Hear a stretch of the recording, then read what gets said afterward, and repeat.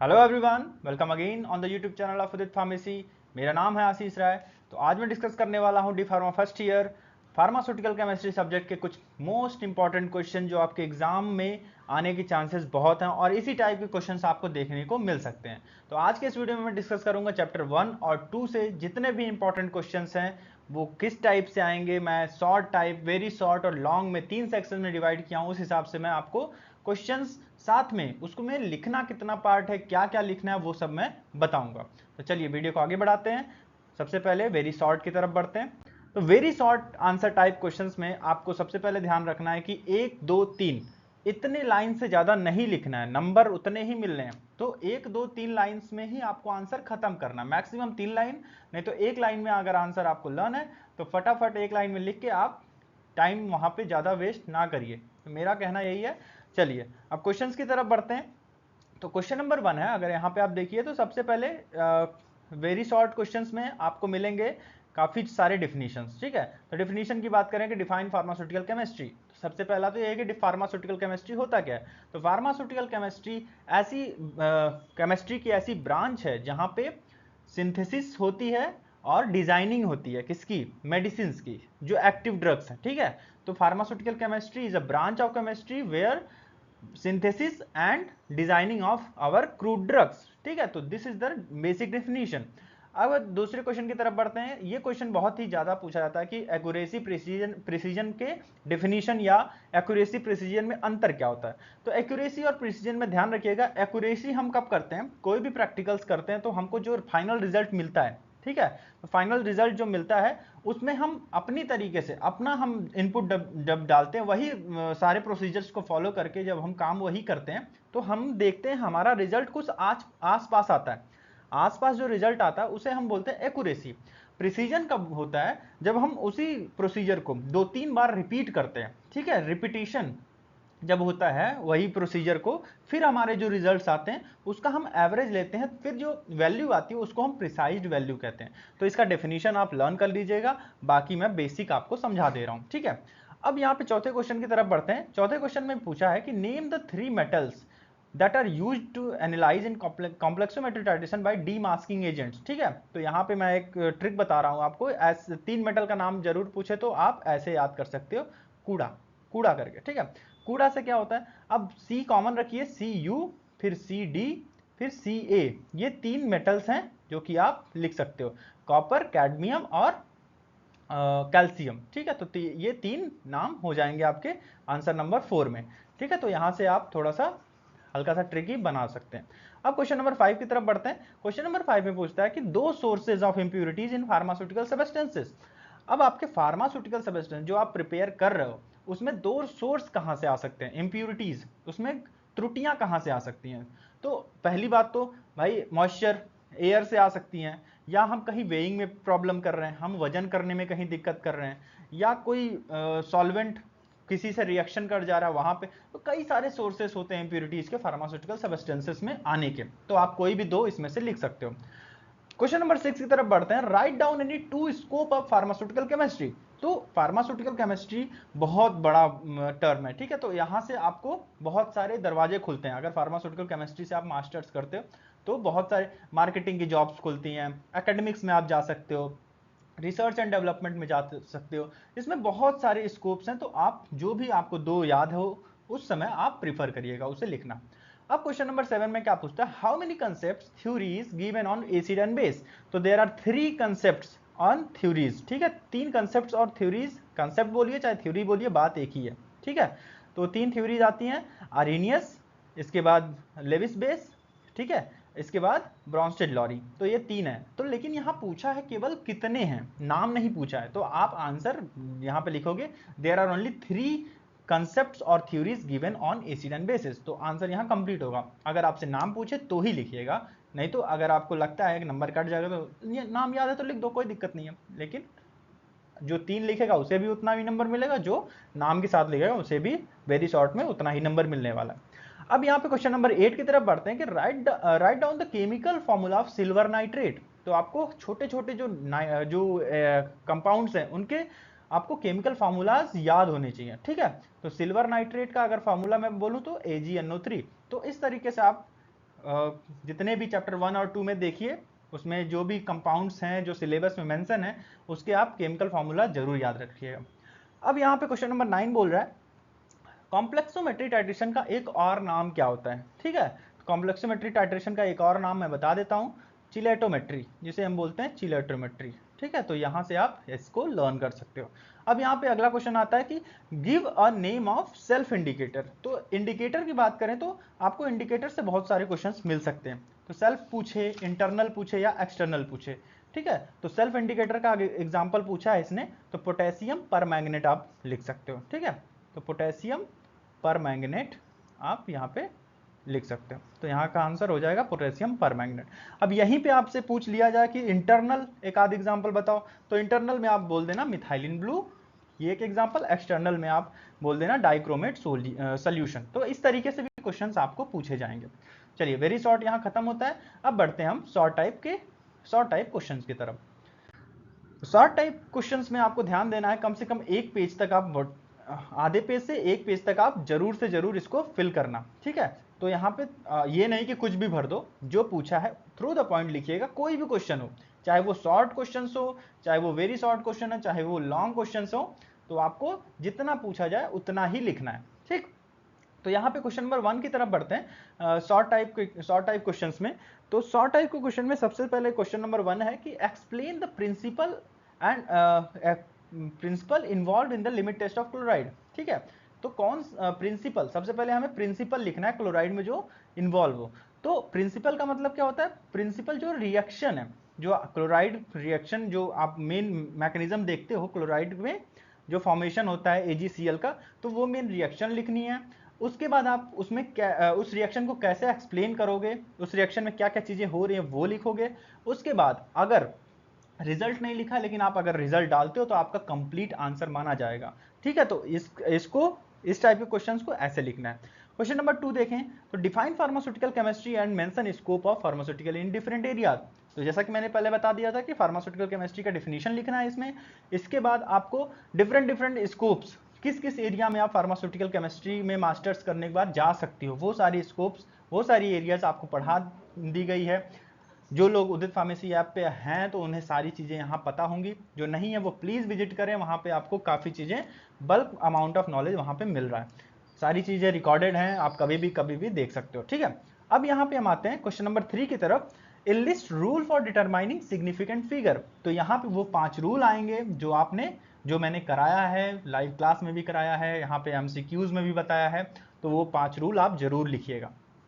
इस क्वेश्चन को शुरू करने के लिए सबसे पहले आप सिग्निफिकेंट फिगर का डेफिनेशन लिखोगे, उसके बाद रूल्स के बारे में आओगे। ठीक है, तो क्वेश्चन नंबर 4 है explain errors with its type. ठीक है, तो एरर्स को पहले डिफाइन करोगे, डेफिनेशन क्या होता है एरर का, इसके बाद इसका टाइप, डिटर्मिनेट, इनडिटर्मिनेट एरर्स के बारे में बताओगे। सारी चीजें मैंने बताई हैं, MCQs में भी बताई है। तो ऐसे तरीके से लिखना है यहाँ पे कि एग्जामिनर जो चेक करे आपकी कॉपी, तो उसे समझ में आया कि हाँ, बच्चे को सीरियल वाइज लिखने आता है। तो जितना अच्छे से आप सीरियल वाइज लिखोगे, आपको मार्क्स उतने ही अच्छे मिलने वाले हैं, ये क्लियर है। चलिए, क्वेश्चन नंबर 5 क्या बोलता है, डिफाइन नॉन एक्वस टाइट्रेशन। सबसे पहले आप नॉन एक्वस टाइट्रेशन का डेफिनेशन लिखोगे। इसके बाद क्या बोला है, also mention some solvent used in non aqueous titration. Non aqueous titration में वाटर के बियॉन्ड जितने भी सॉल्वेंट होते हैं, चाहे वो क्लोरोइथेन हो, चाहे वो डिफरेंट सॉल्वेंट्स है जो मैंने बताया है, इसमें वो सॉल्वेंट्स के नाम 4-5 आप जरूर डाल देना। नॉन एक्वस टाइट्रेशन के कुछ सॉल्वेंट्स जो यूज होते हैं नॉन एक्वस टाइट्रेशन में, उनके नाम। इसके बाद क्वेश्चन नंबर 6 है कि define redox titration. Redox titration को आप डिफाइन करोगे एक एग्जाम्पल के थ्रू। देखो, यहाँ शॉर्ट टाइप आंसर है, यहाँ पे आपको बिल्कुल केवल रेडॉक्स टाइट्रेशन का डेफिनेशन आप तो वेरी शॉर्ट में लिख दोगे। रेडॉक्स टाइट्रेशन लिखोगे, उसमें रिडक्शन क्या होता है, ऑक्सीडेशन क्या होता है, एक एग्जाम्पल के थ्रू आप बता सकते हो। तो इस तरीके से आपका आंसर कंप्लीट माना जाएगा। इसके बाद क्वेश्चन नंबर 7 में क्या है, explain the principle involve in the limit test of sulphate. Same question number 1 की तरह प्रिंसिपल, सबसे पहले आप रिएक्शन लिखोगे, उस रिएक्शन को एक्सप्लेन करोगे। अगर आपके पास टाइम बचता है या आप कंप्लीट करना चाहते हो आंसर को, रिजल्ट नहीं पूछा है इसमें, लेकिन फिर भी आप अगर लास्ट में रिजल्ट डालते हो on the basis of turbidity, on the basis of colour, जो भी होता है, क्लोराइड सल्फेट तो on the basis of turbidity देखा जाता है, लेकिन आयरन और आर्सेनिक को हम कलर के बेसिस पे उसका रिजल्ट एनालिसिस करते हैं। तो इस तरीके से आपका आंसर कंप्लीट माना जाएगा।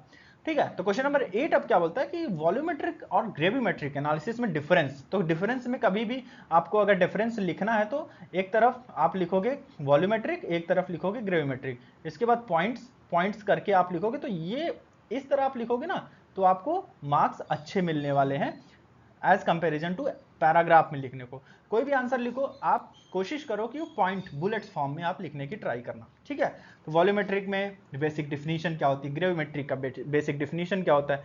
वॉल्यूमेट्रिक में वॉल्यूम से रिलेटेड होता है, मतलब लिक्विड होता है। ग्रेविमेट्रिक से सॉलिड पार्ट्स को हम जज करते हैं, एनालिसिस करते हैं। तो इस तरीके से आप हल्का फुल्का कुछ एग्जाम्पल्स 4-5 पॉइंट आराम से बना सकते हो, जो अगर जिन्होंने पढ़ा है।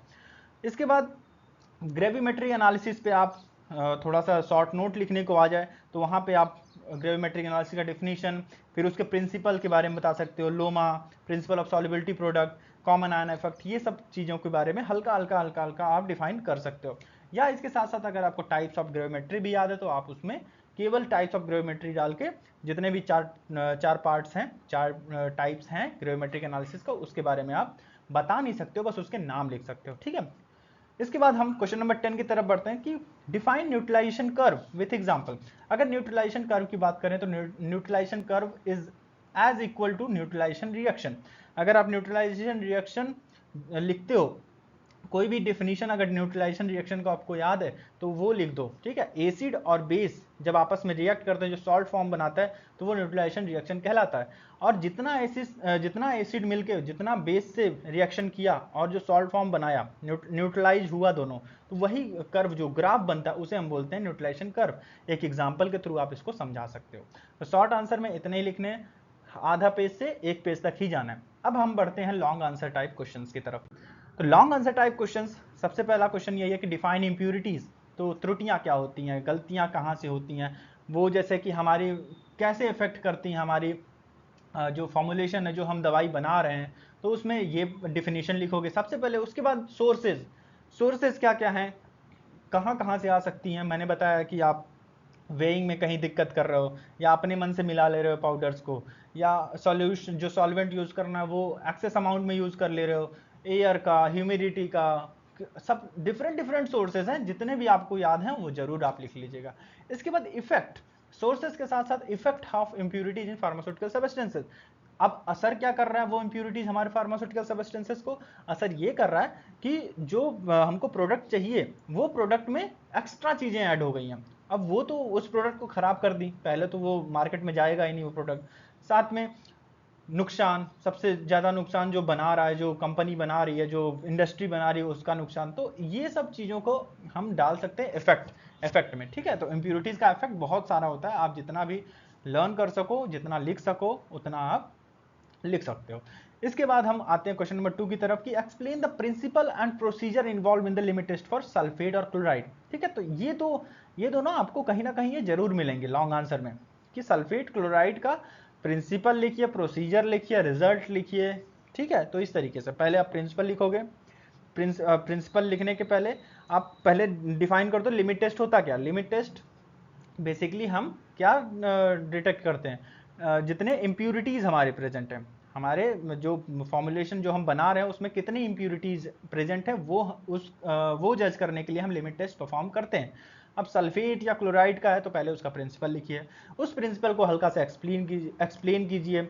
उसके बाद आप प्रोसीजर में जाइए, आपका टेस्ट सोल्यूशन क्या होगा, स्टैंडर्ड सोल्यूशन क्या होगा। उसके बाद आप उसके रिजल्ट को एनालिसिस करिए कि टर्बिडिटी की बेसिस पे, अगर टर्बिडिटी स्टैंडर्ड से कम आई तो हम पास मानते हैं, टर्बिडिटी अगर हमारा टेस्ट सोल्यूशन टर्बिडिटी ज़्यादा आ गई तो उसे हम फेल मानते हैं।